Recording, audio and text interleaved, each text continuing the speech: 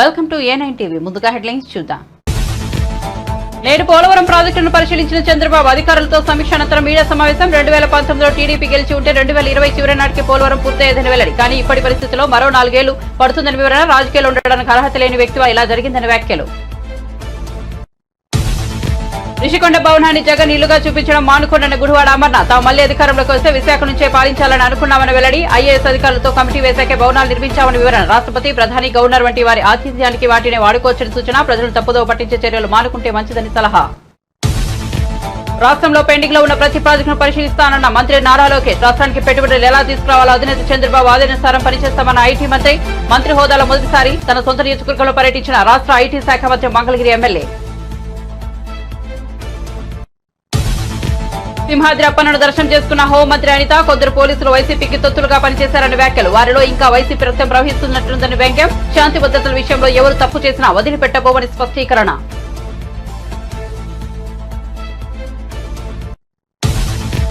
సాలూరు నియోజకవర్గం నుంచి గెలిచిన గుమ్మడి సంధ్యారాణి. ఏపీ మహిళా శిశు సంక్షేమం, గిరిజన వ్యవహారాల మంత్రిగా నియామకం. ఐటీడీఏ, ఐసీడీఎస్ లను ప్రక్షాళన చేస్తున్నామని, అంగన్వాడీల సమస్యలు ఒక్కొక్కటిగా పరిష్కరిస్తామని స్పష్టీకరణ.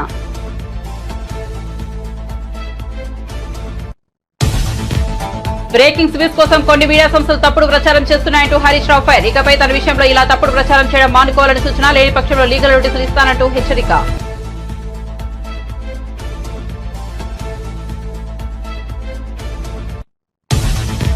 టీడీపీ రాష్ట్ర అధికార ప్రతినిధి నీలాయపాలెం విజయ్ కుమార్ ప్రెస్ మీట్. తిరుమల నుంచే ప్రక్షాళన మొదలైందని వెల్లడి. ధర్మారెడ్డి, కరుణాకర్ రెడ్డి శుద్ధపూసలేమీ కాదని వ్యాఖ్యలు. కమిషన్ల పేరుతో 100 కోట్లు కొట్టేశారన్న ఆరోపణలు. దొరికిపోతామని భావించి వెబ్సైట్ల నుంచి వివరాలు మాయం చేశారని వెల్లడి.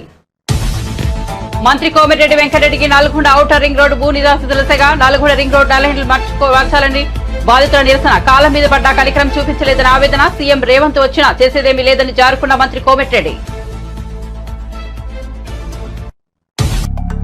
ఇక వార్త వివరాల్లోకి వెళ్తే ఏపీ ముఖ్యమంత్రి చంద్రబాబు నేడు పోలవరం ప్రాజెక్టును సందర్శించారు. అధికారులతో కలిసి ప్రాజెక్టు అంతా కలయదిరిగిన ఆయన అక్కడి పరిస్థితులు చూసి తీవ్ర విచారం వ్యక్తం చేశారు. 2019లో తాము అధికారం నుంచి దిగిపోయే నాటికి 72% పనులు పూర్తయితే ఈ 5 ఏళ్లలో నాశనం చేశారని ఆవేదన వ్యక్తం చేశారు. పోలవరం తాజా పరిస్థితులపై అధికారులతో సమీక్ష నిర్వహించిన చంద్రబాబు అనంతరం మీడియా సమావేశంలో మాట్లాడారు. పోలవరం ఆంధ్రప్రదేశ్ రాష్ట్రానికి ఒక వరంగా భావించి ఆ రోజు మనం శ్రద్ధ పెట్టాం. ఈ ప్రాజెక్టు వల్ల ఇది పూర్తి చేసుకుని నదుల అనుసంధానం చేసుకోగలిగితే ఈ రాష్ట్రానికి కరువు అనే మాట లేకుండా చేయొచ్చనే విధంగా మనం ఆలోచించి ప్రాజెక్టు ముందు తీసుకుపోయాం. ఆ రోజు కూడా చాలా దూరదృష్టితో నాకుండే అనుభవంతో ఎన్నికలైనాయి. 2014లో ఇక్కడ తెలుగుదేశం పార్టీ గెలిచింది. బీజేపీ తెలుగుదేశం పొత్తున్నాం. ఢిల్లీలో ఎన్డీఏ వచ్చింది. నేను మొట్టమొదటిసారిగా రిక్వెస్ట్ చేసింది, ఎందుకంటే నేను విజువలైజ్ చేశాను కాబట్టి 7 మండలాలు తెలంగాణలో ఉన్నాయి కరువుకి ముంపు గురయ్యే మండలాలు. ఆ 7 మండలాలు గాని మనకి ఇవ్వకపోతే 2 రాష్ట్రాలు జూన్ 2వ తారీఖున నోటిఫై అవుతాయి. నోటిఫై అయిన తర్వాత మళ్లీ అసెంబ్లీకి ఆ రాష్ట్రాలు ఒప్పుకుంటే తప్ప ఇది సాధ్యం కాదు. అందుకనే పట్టుబట్టి నేను 7 మండలాలు ఇవ్వకపోతే నేను ప్రమాణ స్వీకారం కూడా చేయను, ఇంకా పోలవరం ప్రాజెక్ట్ కాదు అనే ఉద్దేశంతో నేను పట్టుబట్టి ఫస్ట్ కేబినెట్ చరిత్రలో ఎన్డీఏ 2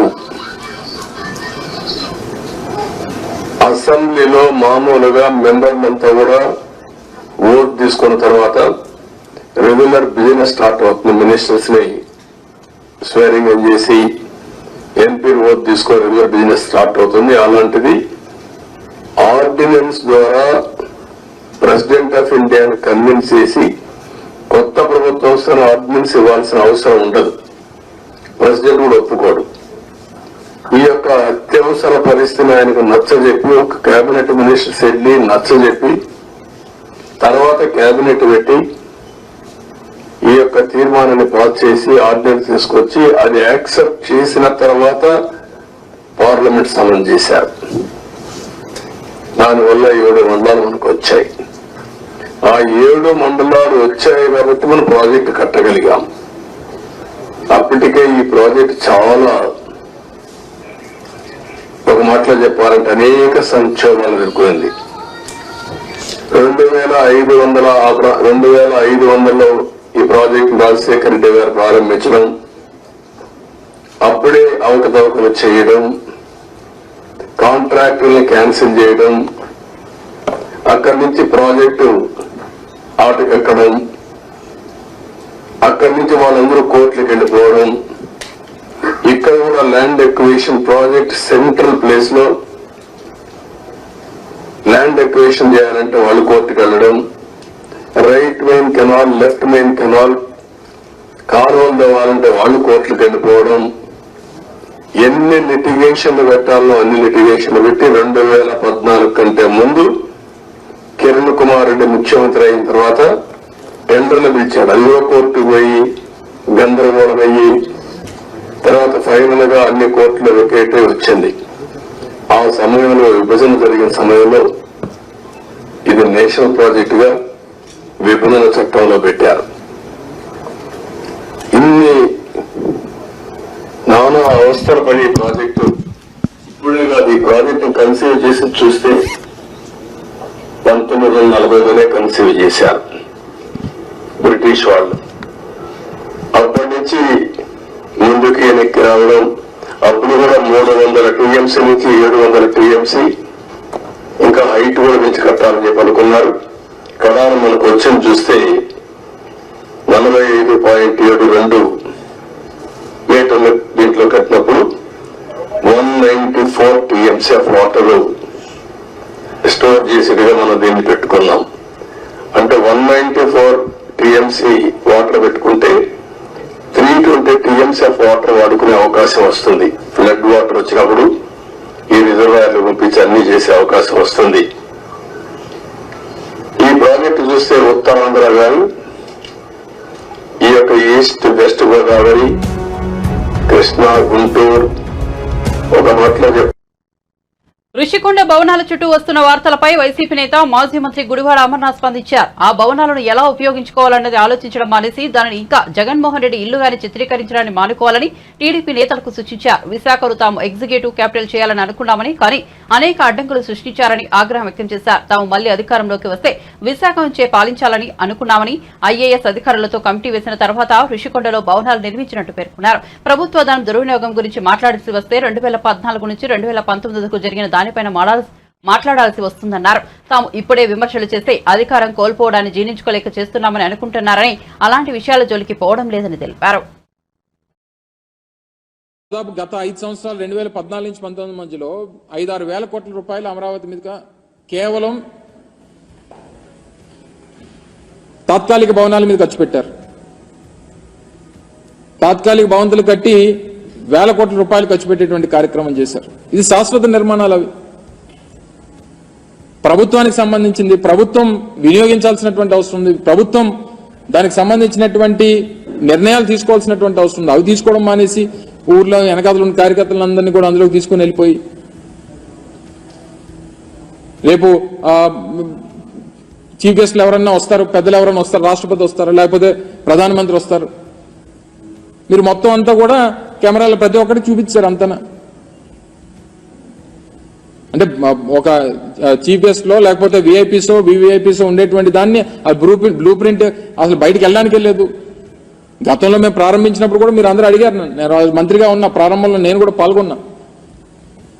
సో దీన్ని ఏ రకంగా వినియోగించాలనేటువంటి దాని మీద ప్రభుత్వం నిర్ణయం తీసుకోబోతా ఉంది. కొన్ని సెక్యూరిటీ రీజన్స్ ఉన్నాయి. డెఫినెట్ గా నిర్ణయం తీసుకునేటువంటి క్రమంలో మళ్ళీ మీ దృష్టికి తీసుకొస్తాం అనేటువంటి మాట మీకు చెప్పాం. సో ఇవన్నీ మానేసి ఏదో మనకి అధికారం ఇచ్చారు కదా అని చెప్పి ఎక్కడికన్నా చూపించమనండి, అన్నిని అలాగే చూపించమనండి. గతంలో మేము 5 సంవత్సరాల్లో చేసినటువంటి అభివృద్ధి కార్యక్రమాలు కూడా అలాగే ఆ శాసనసభ్యుల్ని తీసుకొని వెళ్ళి చూపించమనండి. భోగాపురంలో ఇంటర్నేషనల్ ఎయిర్పోర్ట్ నిర్మాణం జరుగుతోంది, చూపించమనండి. ఇదిగో మీ 5 సంవత్సరాల్లో మీరు ప్రారంభించినటువంటి కార్యక్రమాలు, చేస్తున్నటువంటి పనులు ఇగో ఇవి చేశారు, మీరు చూపించమనండి. లేకపోతే మెడికల్ కాలేజ్ చూపించమనండి, విజయనగరం మెడికల్ కాలేజ్ చూపించమనండి. లేకపోతే ఉద్యానంలో కట్టినటువంటి హాస్పిటల్ చూపించమనండి, లేకపోతే వాటర్ ప్రాజెక్ట్ చూపించమనండి, లేకపోతే పాడేరులో మన మెడికల్ కాలేజ్ నిర్మాణం, నర్సీపట్నంలో మెడికల్ కాలేజ్ నిర్మాణం, లేకపోతే సాలూరులో tribal university, Parvathipuram medical college, Kurupam engineering college, ఇవన్నీ చూపించమనండి. నిర్మాణాలు జరుగుతూ ఉన్నాయి, కొన్ని నిర్మాణాలు పూర్తి అయిపోయినాయి. మూలపేటలో హార్బర్, మూలపేటలో మన పోర్ట్ నిర్మాణం జరుగుతామని చూపించమనండి. ఫిషింగ్ హార్బర్ లో అనేక పోర్టులు ఉత్తరాంధ్రకు సంబంధించి ఇన్ని ప్రాజెక్టుల నిర్మాణం చేపడతా ఉన్నాం. ఇన్ని ప్రాజెక్టుల నిర్మాణంకి మేము ముందుకు తీసుకుని వచ్చి ఇన్ని కార్యక్రమాలు చేశాం. ఇవన్నీ మర్చిపోయి అది తీసుకుని వచ్చి ఏదో జగన్మోహన్ రెడ్డి గారు సొంత భవనంలో చూపిస్తారా? ఇప్పటికన్నా మీకు అవకాశం వచ్చింది. ఈ సందర్భంలో అసలు మేము మాట్లాడకూడదు అనుకున్నాం. మీకు 6 నెలల సంవత్సరం సమయం ఇవ్వాలి. అధికారం ప్రజలు ఇచ్చారు, దాన్ని ఏ రకంగా మీరు వినియోగించుకుంటారో. మేము ప్రజలకు చాలా మంచి చేశాం, మాకన్నా మంచి చేస్తారని చెప్పి ఆశించి మీకు ఓట్లేశారు. దాన్ని ఏ రకంగా నిలబెట్టుకోవాలనేటువంటి ప్రయత్నం చేయాలి తప్ప ప్రజలను అనవసరంగా తప్పుదోవ పట్టించి అనవసరంగా ఇంకా మీరు విమర్శలు చేయాలనేటువంటి ప్రయత్నం మానుకుంటే మంచిది. రాబోయే 100 రోజుల్లో ఆంధ్రప్రదేశ్ రాష్ట్ర వ్యాప్తంగా గంజాయి విక్రయాలకు చెక్ పెడతామని మంత్రి నారా లోకేష్ చెప్పారు. మంగళగిరి ఈద్గాలో నిర్వహించిన బక్రీద్ ప్రార్థనలో నారా లోకేష్ పాల్గొన్నారు. ముస్లిం సోదరులతో కలిసి ప్రత్యేక ప్రార్థనలు నిర్వహించారు. 3 టీడీపీ కార్యకర్తలను వైసీపీ నేతలు హత్య చేసినా తాము సంయమనం పాటిస్తున్నామని చెప్పారు. శాంతి భద్రతలకు విఘాతం కలిగించవద్దన్న ముఖ్యమంత్రి చంద్రబాబు ఆదేశాల మేరకే తాము నడుచుకుంటున్నామని మంత్రి లోకేష్ స్పష్టం చేశారు. రుషికొండ ప్యాలెస్ వ్యవహారంలో ఇంకా బయటకు రావాల్సిన చిత్రాలు చాలా ఉన్నాయని అన్నారు. ప్రజా దర్బార్ను అన్ని నియోజకవర్గాల్లో నిర్వహించే అంశాన్ని పరిశీలిస్తున్నామని మంత్రి లోకేష్ చెప్పారు. తుమ్మపూడి మంగళగిరిలోనే మైనార్టీ సోదరుల్ని వైకాపా నాయకుడు చంపాడు. కర్ర బ్యాట్ పట్టుకుని కొట్టి చంపేశాడు. వాళ్ళు మా కార్యకర్తలను చంపి ఇప్పుడు ఏ మొహం పెట్టుకుని ఈ ప్రశ్న అడుగుతున్నారు? ఏమో ఈ రోజు కూడా తాడిపత్రిలో మా కార్యకర్తను చంపేశారు. చంద్రబాబు నాయుడు గారు ఓర్పు సహనంతో మమ్మల్ని ఉండమన్నారు కనుక ఓర్పు సహనంతో ఉన్నాం. లా అండ్ ఆర్డర్ మెయింటైన్ చేయమన్నారు కనుక మేము ఎక్కడ ఇష్యూ చేయట్లా. మంగళగిరిలో కూడా లా అండ్ ఆర్డర్ ఉండాలి, నేను ఇష్యూ చేయట్లా. నేను నాకు 2 నిమిషాలు చెప్తున్నా. నేను మిమ్మల్ని అడుగుతున్నా, ఎక్కడండి వైకాపా కార్యకర్త? ఎవరు దెబ్బ తగిలింది? ఎవరిని చంపాము? ఒక్కడి జోలికి వెళ్ళాం మేము. వాళ్ళు 3 మమ్మల్ని చంపి తిప్పి మా పైన ఆరోపణ చేస్తాం కరెక్ట్ కాదు. ఇంకా మీరు మొత్తం చూడలే, ఇంకా చాలా ఉందని. ఇంకా ముఖ్యమంత్రి గారు దానిపైన నివేదిక అడిగారు. ఎంత ఖర్చు అయింది, దేనికి ఖర్చు పెట్టారు, మొత్తం డీటెయిల్స్ అడిగారు. ఇంకా రావాల్సిన అవసరం ఉంది. ఇదే కాదు, ఇలా చాలా కట్టినట్టున్నారు. అన్ని వివరాలు వచ్చిన తర్వాత ప్రజల ముందర పెడతాం. అదంతా అధికారులు వాళ్ళ ప్రాసెస్ వాళ్ళు ఫాలో చేసుకుంటారు. Thank you. గంజాయి విషయంలో కఠినంగా వ్యవహరించమని మంగళగిరి నియోజకవర్గంలో ఉన్న పోలీసు సిబ్బందికి నేను ఆదేశాలు జారీ చేశాను. మొదటి 100 రోజుల్లో గంజాయి ఫుల్ స్టాప్ పెట్టాలని నేను చెప్పాను. ప్రత్యేకంగా నేను డీజీ గారిని కలిసి, హోంమంత్రి గారిని కూడా కలిసి, నిన్న రాత్రి కూడా హోంమంత్రి అనిత గారితో కూడా మాట్లాడటం జరిగింది. పాదయాత్రలో గంజాయి వల్ల కుటుంబాలు ఎలా నాశనం అయినాయో నేను చూశాను. మీరు కఠినంగా వ్యవహరించాలని ఆమెను కోరాను. మేడం గారు కూడా సమీక్ష పెడతాన్నారు, సభ్యుతో రివ్యూ చేస్తా అన్నారు. ప్రజలందరూ చూస్తారు కదా, మొదటి 100 రోజుల్లో గంజాయికి ఫుల్ స్టాప్ పెట్టే బాధ్యత తెలుగుదేశం, జనసేన, భారతీయ జనతా పార్టీ ప్రభుత్వం తీసుకుంటుంది. అది కాదు, మీడియా మిత్రులందరూ వెళ్ళి 10 సంవత్సరాలుగా పనిచేసిన శాసనసభ్యుడిని అడగాలి ఏం చేశారు. 10 రోజులు అవన్నీ లోకేష్ అడిగితే ఎట్లా? భూములు దశాబ్దాలుగా ప్రజలు నివసిస్తున్న భూముల్ని రెగ్యులరైజ్ చేసి శాశ్వత భూ హక్కు కల్పించాలి. మొదటిగా నేను హామీ ఇచ్చే దానికి కట్టుబడినా. డ్రైనేజు, రోడ్లు ఏర్పాటు చేయాలని గతంలో నేను హామీ ఇచ్చాను, ఏర్పాటు చేస్తాను. ఇంతేకాకుండా స్వర్ణకారులకి ఇక్కడ గోల్డ్ క్లస్టర్ ఏర్పాటు చేస్తాను, హామీ కట్టుబడినా. దాదాపు ఒక 10 కీలకమైన హామీలు ఇచ్చిన వ్యక్తి నేను. లోకేష్ తప్పనిసరిగా పద్ధతి ప్రకారం చేసుకుంటూ వెళ్తాను. ఇంకా శాసనసభ్యుడిగా ఇంకా మేము ప్రమాణ స్వీకారం చేయలేదు, అది ఈ వారం జరుగుతుంది. ఇంకా నేను రివ్యూలు చేయలేదు. ఎంటీఎంసీ కానివ్వండి, ఇతర ఎనర్జీ డిపార్ట్మెంట్ కానీ, వ్యవసాయ శాఖతో కానీ సిబ్బందితో ఇంకా నేను రివ్యూ చేయలేదు. ఆల్రెడీ మంత్రులుగా ఉన్న నారాయణ గారికి నా కోరికలు, అంటే మంగళగిరికి మీరు ఏం చేయాలనే దానిపైన నా కోరికలు ఆయనకి పంపిస్తాం జరిగింది. కొలుసు పార్థసారథి గారు హౌసింగ్ మంత్రి వర్యులు నేను కలిశాను. ప్రత్యేకంగా మంగళగిరికి పెద్ద చూపు చూడాలి. 91,413 ఓట్లతో నన్ను గెలిపించారు. ఆ బలంతో మీ ముందర నేను నుంచుంటున్నాను. సో హౌసింగ్ విషయంలో మీరు సాచ్యురేషన్ మోడ్లో మంగళగిరి ప్రజలకి చేయాలని ఆయన కోరటం జరిగింది. నేను మంగళగిరిలో ఏర్పాటు చేసుకున్నాను. కేంద్ర మంత్రి కింజరపు రామ్మోహన్ నాయుడు, రాష్ట్ర మంత్రి కింజరపు అచ్చెన్నాయుడులకు విశాఖపట్నం ఎయిర్పోర్టులో టీడీపీ కార్యకర్తలు ఘనస్వాగతం పలికారు. సోమవారం ఉదయం ప్రత్యేక విమానంలో విశాఖ చేరుకున్న తమ మంత్రులకు స్వాగతం పలికేందుకు భారీ సంఖ్యలో నేతలు, అభిమానులు ఎయిర్పోర్టుకు చేరుకున్నారు. అక్కడి నుండి శ్రీకాకుళం వరకు 200 కార్లు, 350 బైకులతో భారీ ర్యాలీతో మంత్రులు వెళ్లారు.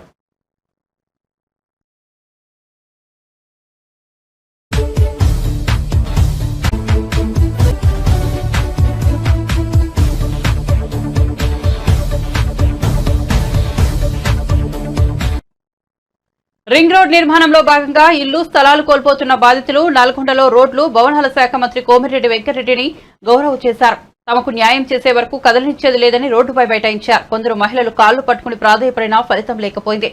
తాను చేసేదేమీ లేదని సీఎం రేవంత్ రెడ్డి వచ్చినా ఇదే పరిస్థితి అంటూ మంత్రి పోలీసుల సాయంతో అక్కడి నుంచి వెళ్లిపోయారు. తమకు న్యాయం చేస్తారని గెలిపిస్తే కష్టపడి కొనుక్కున్న తమ భూములు గుంజుకున్నారని నిర్వాసితులు వాపోయారు. తమకు అన్యాయం జరిగితే కోమిరెడ్డి పేరు రాసి ఆత్మహత్య చేసుకుంటామన్నారు. కాగా నల్గొండ పట్టణం మీదుగా కేంద్ర ప్రభుత్వం 565 నెంబర్ జాతీయ రహదారి నిర్మిస్తున్న విషయం తెలిసిందే.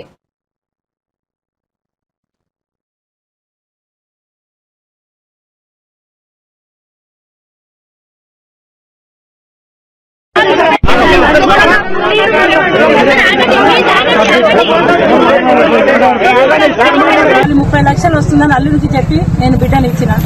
చేసుకున్న తర్వాత ఇప్పుడు 2 నెలల నుంచి ప్రాబ్లం అనేది తెలిసింది. తెలియగానే ఇప్పుడు నువ్వు ఆ ప్లాట్ లేదు, ఏం లేదు, నాకు 30 లక్షలు నువ్వు తీసుకొని రా అని నా బిడ్డ నా ఇంటికి పంపించిండు సారు. నేను ఏం చేయాలి?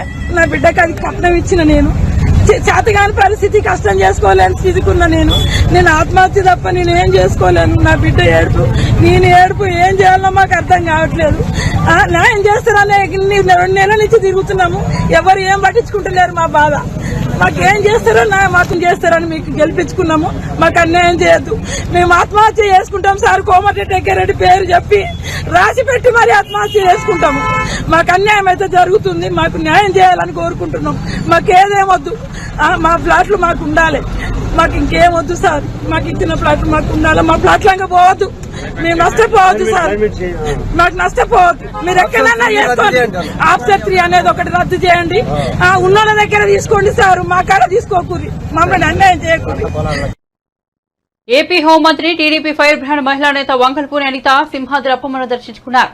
ఈ సందర్భంగా ఆమె మీడియాతో మాట్లాడుతూ ఆసక్తికర వ్యాఖ్యలు చేశారు. కొందరు పోలీసులు గతంలో వైసీపీ ప్రభుత్వానికి తొత్తులుగా వ్యవహరించారని మండిపడ్డారు. వారిలో ఇంకా వైసీపీ రక్తం ప్రవహిస్తున్నట్టుందని వ్యంగ్యం ప్రదర్శించారు. మీకు జగన్ పై ఇంకా ప్రేమ ఉంటే ఉద్యోగాలు వదిలేసి ఆ పార్టీ కోసం పనిచేసుకోనంటూ అనిత తీవ్ర వ్యాఖ్యలు చేశారు. శాంతి భద్రతల విషయంలో ఎక్కడ తప్పు జరిగినా బాధ్యులను వదిలేది లేదని స్పష్టం చేశారు. సింహాచలం దేవస్థానం భూములు 1 గజం కూడా అన్యాక్రాంతం కానివ్వబోమని తెలిపారు. అంతకుముందు సింహాచలం ఆలయంలో హోంమంత్రి అనితకు ప్రోటోకాల్ అనుసరించి పూర్ణకుంభ స్వాగతం లభించింది. ఆలయ గర్భగుడిలో ఆమె ప్రత్యేక పూజలు చేశారు. క్లారిటీగా చెప్పాను నేను. ఇంకొకటి, ఏదైతే కేసులు ఉన్నాయో అంటే వాళ్ళు లాస్ట్ 5 yearsలో వాళ్ళ పరిస్థితి ఎలా అయిపోయిందంటే, పని చేస్తున్న పక్కన పెట్టుకున్నారు. వాళ్ళకి పని చేస్తారు అనుకుంటే వాళ్ళు ఏదో పని చెప్తే వాళ్ళు చేసే వాళ్ళని పక్కన పెట్టుకున్నారు, మిగతా వాళ్ళందరినీ దూరం పెట్టారు. సో ఈసారి ప్రక్షాళన అనేది చాలా హెవీగా జరుగుతుంది. ప్రక్షాళన అయితే జరగడం ఖాయం. నేను మళ్ళీ చెప్తున్నానండి, పోలీస్ డిపార్ట్మెంట్ వాళ్ళకి ఇది హెచ్చరిక కాదు, రిక్వెస్ట్.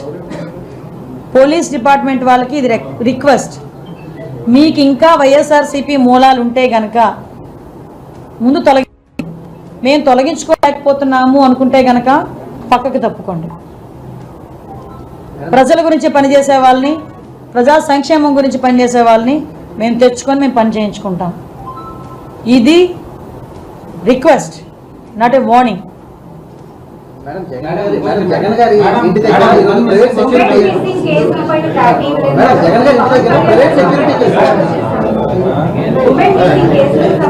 ఉమెన్ మిస్సింగ్ కేసులు అసలు యాక్చువల్లీ నేను తీయమని చెప్పానండి. ఉమెన్ మిస్సింగ్ కేసెస్ ఎన్ని మీ దగ్గరికి వచ్చినాయి? అసలు నాకు ఒక అతను ఎవరో పాపం యూఎస్ నుంచి ఎవరో ఒక అతను మెసేజ్ పెట్టాడు, వాళ్ళ అమ్మాయి May 11th మిస్ అయిందంట. యాజ్ ఆఫ్ నో ఇప్పుడు వరకు సారీ డేటా మా దగ్గర ఇప్పుడు ప్రతిపక్ష హోదాలో ఉండేటప్పుడు మా దగ్గర ఉండడం ఒకటి. ఈరోజు మేము అధికారంలోకి వచ్చిన తర్వాత త్రూ అఫీషియల్ మేము ఆ డేటా తీసుకొని దాన్ని బేస్ చేసుకొని మేము ఏ ఎంక్వైరీ వేయాలి, ఏది కమిషన్ ఏర్పాటు చేయాలన్నది మేము నిర్ణయం తీసుకుంటాం. డెఫినెట్గా నేను ఫర్దర్గా స్టేట్ లెవెల్ అఫీషియల్స్తో కూర్చునేటప్పుడు దాని మీద నిర్ణయం తీసుకుంటాం.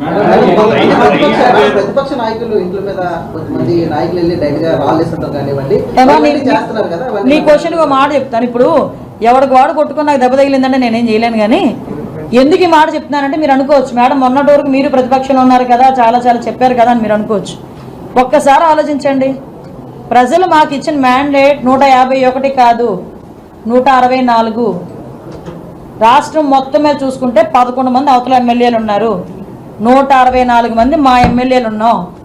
నిజంగా మేము దాడే చేయాలి, మేము కక్షే సాధించాలి, లేదు అవతల వాడు అంతే చూడాలి, నియోజకవర్గాల్లో ఉన్న వైఎస్ఆర్సీపీ నాయకుడు ఎవడైనా రోడ్డు మీద తిరగగా కక్ష సాధింపు చర్యలు మేము చేయమని చెప్పారు. కాబట్టే దెబ్బతిన్న కార్యకర్త కూడా నాయకుడు మాట మీద ఇంట్లో కూర్చున్నాడు. కానీ ఎవరైతే అన్యాయం చేశారో, అవినీతి చేశారో అలాంటి వాళ్ళని మాత్రం యాజ్ పర్ రూల్ వాళ్ళని పనిష్ చేస్తాం. ఓకే, మీరు ఇందాకన్నా దాడులు జరుగుతున్నాయని. దాడులే జరుగుతున్నాయో చేయించుకుంటున్నారో అది కూడా చేస్తాం. నిజంగానే దాడి జరిగింది అనుకోండి, డెఫినెట్గా వాళ్ళ మీద చర్యలు తీసుకుంటాం. మా పార్టీ వాళ్ళనే చర్యలు తీసుకుంటాం. నేను ఇంకోటి కూడా చెప్పాను, గంజాయి విషయంలో మా పార్టీ వాడు ఫోన్ చేసినా రెస్పాండ్ అవ్వద్దని చెప్పాను నేను. పోలీసులు కూడా అందరూ కూడా ఫేవర్ గా ఉన్నారని నేనేం చెప్పట్లేదు. అందరూ యాజ్ పర్ లా పనిచేస్తున్నారని నేనేం మాట్లాడట్లేదు. వాళ్ళలోని కూడా మిక్సింగ్ ఉంది, డెఫినెట్ గా ఉంది ఆ మిక్సింగ్. ప్రజలు రాక్షస పాలన నుంచి రాష్ట్రానికి విముక్తి ప్రసాదించారని మంత్రి డోలా బాల వీరాంజనేయ స్వామి అన్నారు. పరిపాలనా దక్షుడు చంద్రబాబు కేబినెట్ లో మంత్రి పదవి దక్కడం అదృష్టమన్నారు. బాధ్యతలు తీసుకున్న వెంటనే సీఎం హామీల అమలు మొదలుపెట్టారన్నారు. ఆదివారం ఆయన మాట్లాడుతూ బాది విడతల వారి ప్రభుత్వం కాదు, చేతల ప్రభుత్వం అన్నారు. 5 రోజుల్లో రాష్ట్రంలో శాంతి భద్రతలు అదుపులోకి తెచ్చామని తెలిపారు. తమ ముందు అనేక సవాళ్లు ఉన్నాయని, రాష్ట్రంలో అప్పులపై త్వరలో శ్వేతపత్రం విడుదల చేస్తామన్నారు. త్వరలో అసెంబ్లీలో పలు కీలక బిల్లులు ప్రవేశపెట్టబోతామని స్పష్టం చేశారు. దాని ప్రకారం ల్యాండ్ టైటిల్ యాక్ట్ మీద సంతకం, నిరుద్యోగులకి ఉద్యోగాలు కల్పించే ఫైల్ మీద సంతకం, ఏదైతే చెప్పినట్టు సామాజిక భద్రత పెన్షన్లు మేము 3 నెలల ముందు నుంచి ఇస్తామని చెప్పామో అప్పటి నుంచి రేపు నెలలో 7,000 రూపాయలు పంపిణీ చేసేటువంటి దాని మీద సంతకాలు పెట్టడం జరిగింది. ఆ ప్రభుత్వం విడతల వారి ప్రభుత్వం కాదు, చేతల ప్రభుత్వం. ప్రజా సంక్షేమాన్ని, అభివృద్ధిని కోరుకునే ప్రభుత్వాన్ని సిద్ధశుద్ధి చూపించాం.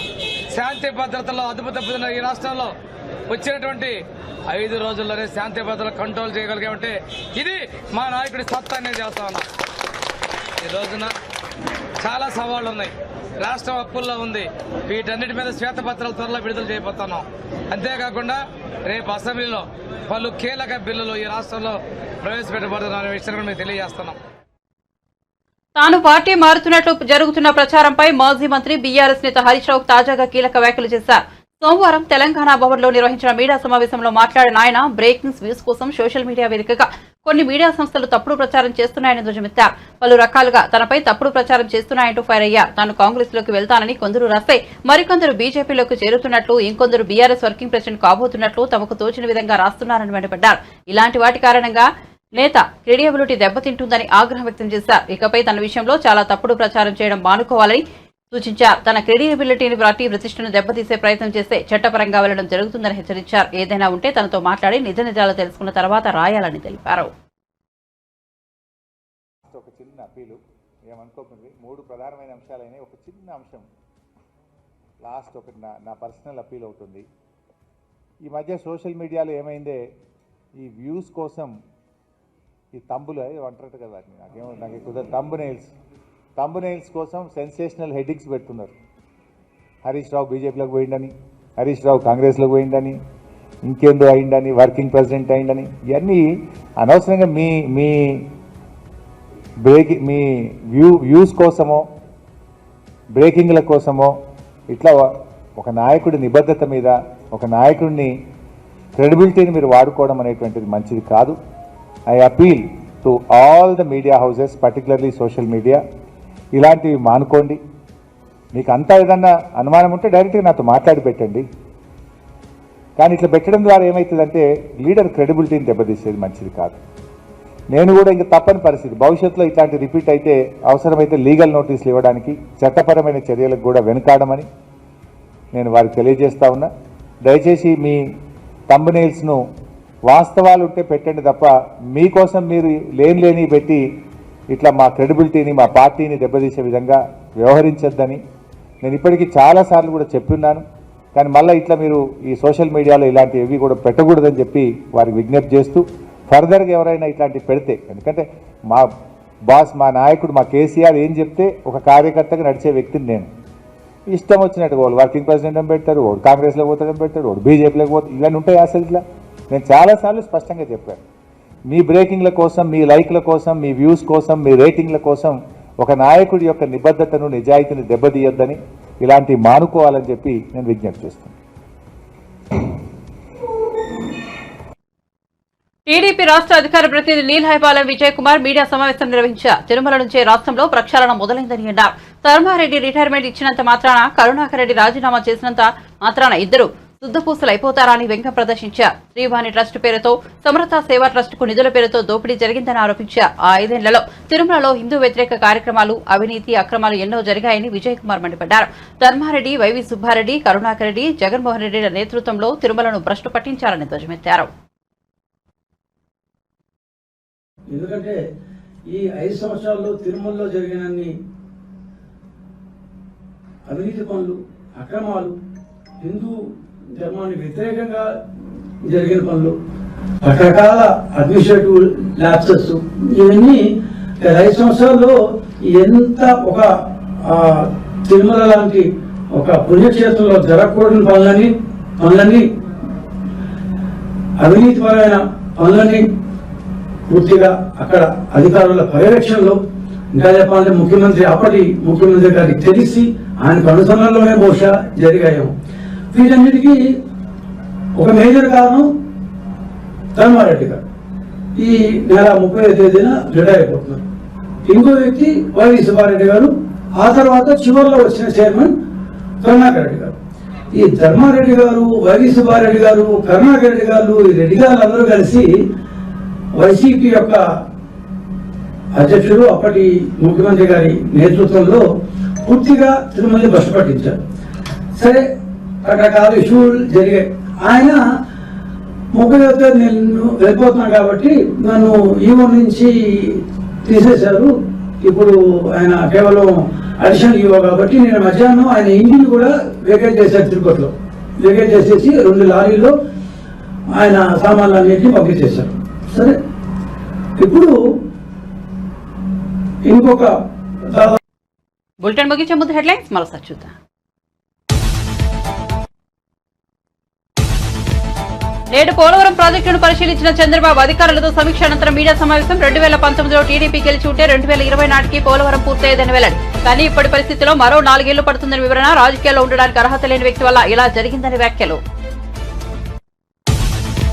ఋషికొండ భవనాన్ని జగన్ ఇల్లుగా చూపించడం మానుకోండని గుడివాడ అమర్న. తాము మళ్లీ అధికారంలోకి వస్తే విశాఖ నుంచి పాలించాలని అనుకున్నామని వెల్లడి. ఐఏఎస్ అధికారులతో కమిటీ వేశాక భవనాలు నిర్మించామని వివరణ.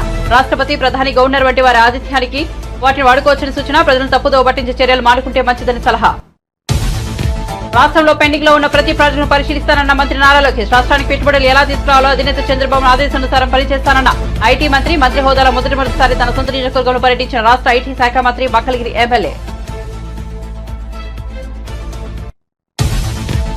సింహాద్రి అప్పన్నను దర్శనం చేసుకున్న హోంమంత్రి అనిత. కొందరు పోలీసులు వైసీపీకి తొత్తులుగా పనిచేస్తారని వ్యాఖ్యలు. వారిలో ఇంకా వైసీపీ రక్తం ప్రవహిస్తున్నట్టుంది వ్యంగ్యం. శాంతి భద్రతల విషయంలో ఎవరు తప్పు చేసినా వదిలిపెట్టబోమని స్పష్టీకరణ.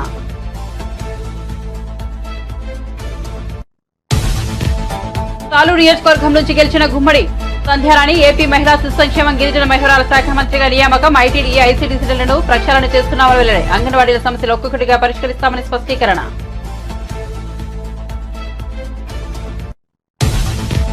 బ్రేకింగ్ న్యూస్ కోసం కొన్ని మీడియా సంస్థలు తప్పుడు ప్రచారం చేస్తున్నాయంటూ హరీష్ రావు ఫైర్. ఇకపై తన విషయంలో ఇలా తప్పుడు ప్రచారం చేయడం మానుకోవాలని సూచన. లేని పక్షంలో లీగల్ నోటీసులు ఇస్తానంటూ హెచ్చరిక.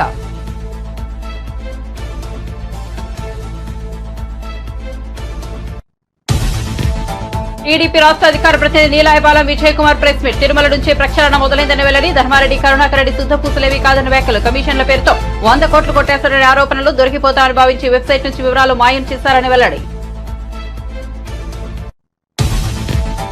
మంత్రి కోమటిరెడ్డి వెంకటరెడ్డికి నల్గొండ ఔటర్ రింగ్ రోడ్ భూ నిర్వాసితుల తెగ. నల్గొండ రింగ్ రోడ్ ఆన్లైన్మెంట్ చేయాలని బాధితుల నిరసన. కాళ్ల మీద పడ్డా కనికరం చూపలేదని ఆవేదన.